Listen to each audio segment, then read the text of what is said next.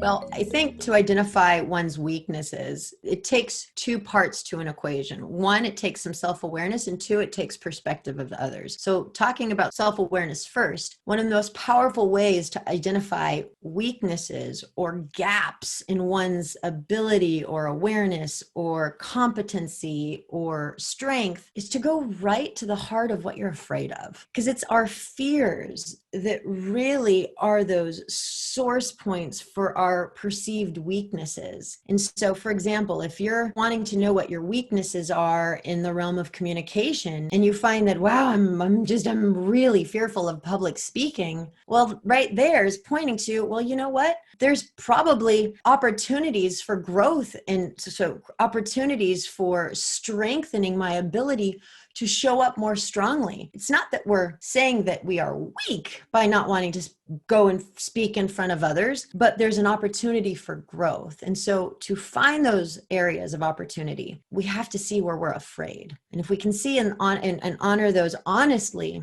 and you want to do something about it, then once you know, then you can take steps. That's the first part of the equation. The second part of the equation is perspective.